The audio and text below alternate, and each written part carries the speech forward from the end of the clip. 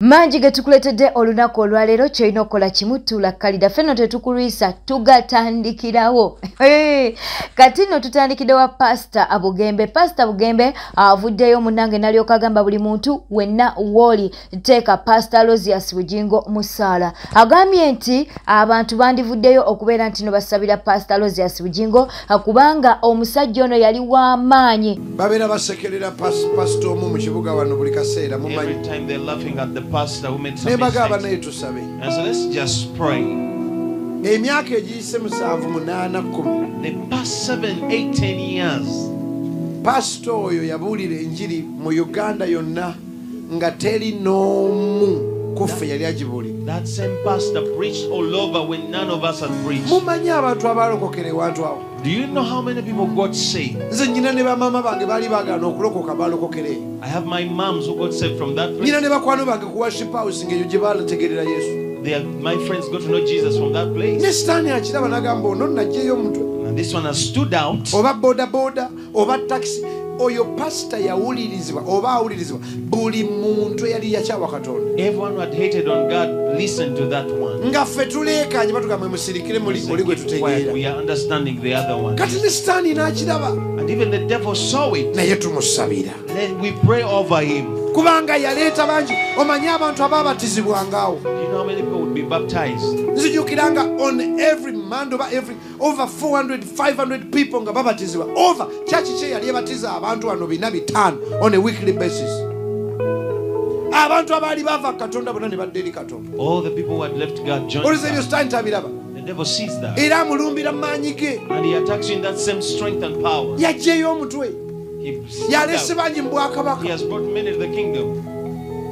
Ng'ekisaawe wajjula n'ebweru abali ebweru nga benkana abali mu kisaawe. The people outside are equal in number to those who are Naye inside. pasitaani adde ebbali n'asabira ku pastor Who prays okuggyako okuseka apart from laughing? n'okwefuula abafaayo. Way. Kale tusabira buli musumba w'omu kibuga. We pray for the pastors in the city Sitaani gwalumbye n'amaanyi. whom the devil has attacked so much. Katonda eyamuyita The God who called them ali mutaasi. will save them. Twenyika mu musaayi. We soak ourselves in the blood Kuba of Jesus. Sitaani bimunyiiza. It annoys the devil. Gwani okuŋŋaanya abantu. Why do you gather people? Abantu yabasibira mu masabo ne mu bukafiiri gwe n'obajjayo ko ye nja kulumba wano nja kuvuma. May the Lord protect every light of this city. Kale buli pastor ayimiridde, buli reverend ayimiridde, buli bishop ayimiridde ku mazima. May the Lord protect you and keep you strong. Oyo ne ye Pastor Bugembe. Kakati nno tugenda kubeera nga tukutwalako ewa Pastor Lozias Bugingo ayina essaala enkambwe egyasabye. Naye nga tetunagenda mu ssaala kkiriza mbeere nga mbuuzaako ku mikwano gyaffe bano abapya abaakabeera nti nate beegatta ku mukutu guno. Naye woba oli mupya ojja kubeera nga ate otuteerawo mu comment section mu video yaffe eddako tujja kubeera nga tukubuuzaako mu ngeri ey'enjawulo. Mu mikwano gyaffe gye twagala okubuuzaako olunaku olwaleero tuyina Rose Nafula, ne tubeera ne Aisha, ne tubeera ne Musima Praise, Shivine Aine Mbabazi Kampala 25, ne tubeera ne Kalema Bashir. Bano bonna mukwano bakeegatta ku mukutu guno. My Pretty webale kuba nti n'oli ku mukutu. Saddam tumwesije naye webale kuba nti nate oli ku mukutu. Awalala tugenda kubeera nga tubakonako maaso awo. Kakati tugenze wa Pastor Lozias Bugingo. Pastor Lozias Bugingo eno ne ssaala gy'asabye ntiisizaamuko. Agambye nti kati akyusizza mu ssaala. Agambye nti buli muntu yenna awalana oba amuwalana munnange amusabidde abeere ng'alwala endwadde enkambwe mu bitundu ebyekyama. Ne Pastor Sala nga nkambwe nnyo zino katukuwa akatambi kano. Ate natandise obbasabira essaala endala. Omuntu Katonda amuba ekintu mu bifo byekyama abonebone nakyo mu linnya lya Yesu. Ezikubire waggulu obanga okikkiriza ekyo. Kubanga ekiri mu ggwanga kyekyo Sitaani kye yali ayagala. Babaga nti bakuta omuntu wadde alina emisango nga mugamba bamute free gundi bamute ng'oleka emirimu gyo, ng'oleka obulamu, ng'oleka obwana obuto obutayina alabirira ng'era tebali bulabirira tebibakwata nako. Kirungi kati buli nnyumba erozezaako. Bonna abagenda bafiira mu sitwago z'ekisiru muyina ab'eŋŋanda zammwe mukirabye nti tebayamba. Beyamba bokka bayamba baŋŋanda zaabwe. n'omwave yali mu kyalo baamugjayo buli muntu mu famire zaabwe alina kalina gw'okyali mu muzigo kati beera ku mudaala gwe beera mu bintu byo ne babaga nti bakomawo mu kooti ne babaga nti gundi bamusibye ne bamusibye ne wamwe babasiba bulijjo ewamwe baba basiba owulira ng'ensi yeekalakaasa. So continue to mind your own business. Ate no wetugendako ewa Susan Makula avuddeyo awagidde bbaawe agamye nti agende mu maaso n'okusala essaala ez'enkambwe. So Pastor Bujingo ekizibu ekiriwo Pastor Bujingo yafuuka ekizibu ky'abantu yafuuka their business. Uganda emirimu mitono era President Museveni tuyambe Pastor Bujingo and House of Prayer bifuuse business z'abantu kwe baliya kwe bafuna ssente olina mwayo obukadde bubiri vuma Bujingo kati ye source of income. Now tosobola kuba nga Bible yetugamba toyonoona mulimu gwa Kristo lwa mmere.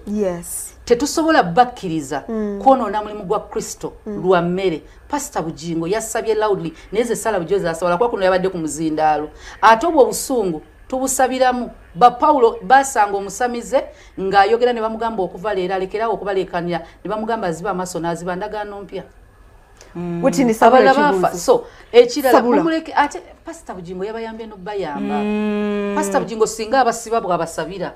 Okitegedde. Mwena baleka nabasinga muri Uganda n'abali ebweru tenite wole kye bayita Interpol ekwata n'obwoba oli mu ggwanga ki.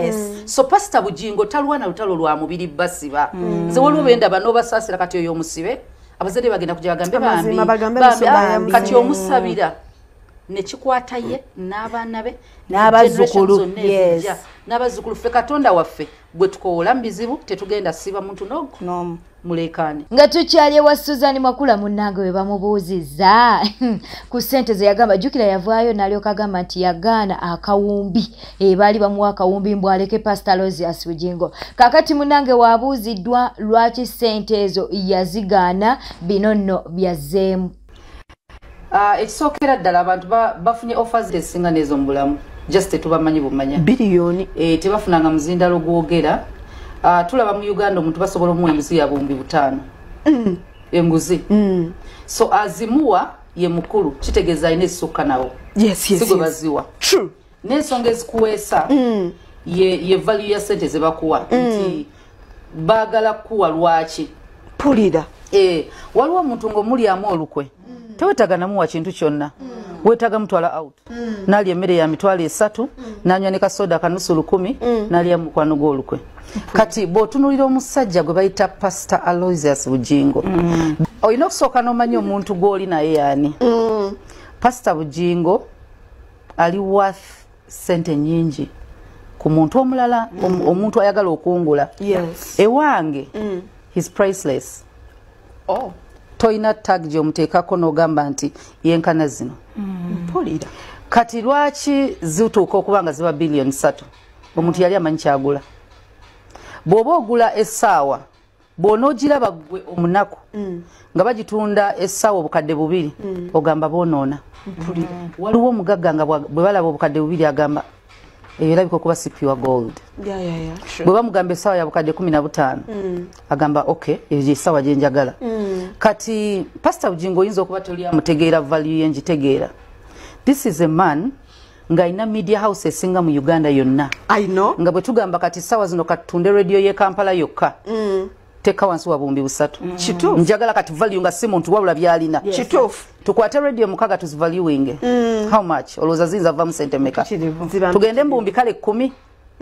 Tukomaawo 15 tutandike TV station yesinga mu Uganda. Olowooza eri sente meka eri what sente meka nyingi emyaka 10 abatadde mu sente nyingi. Now kati awo tutunulira bintu byakoze. Bw'otunda Pastor Bujingo n'omutta ose brain ekyakola ebisinga ebiri worth 100 or 100 billion.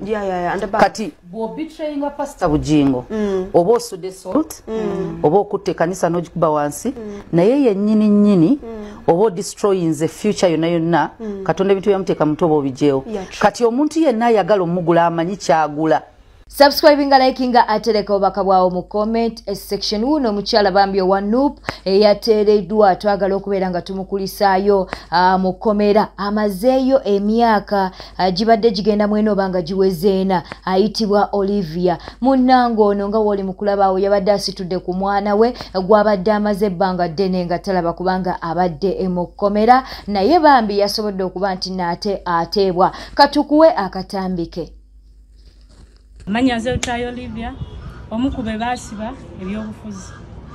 So ndi musanyufu olunaku lwa leero nteereddwa era obusibe sibukoze bwe baali mu convictinga sibukoze. Ndi wano ku kitebe kyaffe kya NUP ndi musanyufu neebaza ekibiina kyaffe ekya NUP obulabirizi obugabirizi bwe batuwadde okulabirira family zaffe baganda baffe. So I'm so happy. So mbebaza no kwagala president wa Fecha Gwen Center Party twebaza support yona gye mutulaze n'okutubeererawo mu buli mbeera ffe tukyali. Amina. Ekyo kye tuli era myaka giri mwena naye era tetukyukanga ekyatusibya tukyali ku mulamwa ogw'okuba nti twagala okukyusa eggwanga lyaffe era tukyali ready wadde tubadde mukomera eryo ebbanga lyonna. Kubanze ngenza ofuluma nga abantu bange banonye ebweru wabaddewo emmotoka ebaddewo so ezimu ku picha ezibadde zinonye tugireseyo nga bagifumisa omupiira naye tukozesezza obwangu nze ne banjijawo ne tusobola okubadduka. Kiriza mbere nga mbuzaako ku mikwano gyaffe abapya abeegasse ku Newspark Channel. Tuyina Shine Big Size, Kafana Gerard, Kahika Amos, tuyina Senyonga Proscovia, Mwoyo gwa Gwanga naye munange yeegasse ku mukutu guno, Chosen naye kwali. Tuyina Andrew Visa, tuyina Nakato Aisha, Joseph Odong Kuverie Kasese, tuyina Nisima Philip, atene tubeera ne Waswa Emma, Slivia Aine Mbabazi, tuyina Sarah Naigaga, Saddam Tumusime n'abalala abeegasse ku mukutu guno. Gwoteka buteesaawo abubakawo mu comment section tujja kubeera nga ate tukukoonako omulabi waffe omulungi omupya katweyongerayo. Kkiriza tubeere nga ate tugendako ewa Alien Skin amunange waliwo n'omu kwaba babadde ku Fangon ayitibwa Julio naye asindikiddwa eruzira paka ennaku z'omwezi nga 25 omwezi guno ogwa November wagenda okuddamu ate okuba nti aleetebwa mu kooti ayongera okuba nti naate bamusomera emisango. Emisango no gino egigenda okubaleeta ennaku z'omwezi nga 25 era ne Alien Skin ajja kudda nga 25 gy'emisango gya nsambya. Okwonoona ebintu okukuba abasawo mu nsambya n'ebirala bye bagenda okubeera nga babagamba ate ennaku z'omwezi nga 9. Munnange era bano bajja kukomawo ku nsonga z'essimu. Jjukira nti waliwo eyabawaabira nti babba essimu era ne babaako ne gwe baakuba ne bamugyamu n'amannyo. Kati nno gyegyo emisango gya mirundi ebiri egivunaanibwa abantu bano aba Fangon. Bwe bityo nate we biri erudda eyo naye katongera okumusabira naye munnange yeegasse ku mukwano gwe Alien Skin mukomera eruzira. Wetetambudde obadde mulabi mulungi wale kwekumira ku Newspark Channel. Subscribinga, likinga, leka obaka bwawo mu comment section. Abalabi baffe abapya twagala okubeera nga tubanirizaako ku mukutu guno gwe tuterawo buteezaawo nti no munnange oli mupya ku mukutu guno tujja kubeera nga ate tukwaniriza mu ngeri ey'enjawulo. Beera bulungi, weeraba.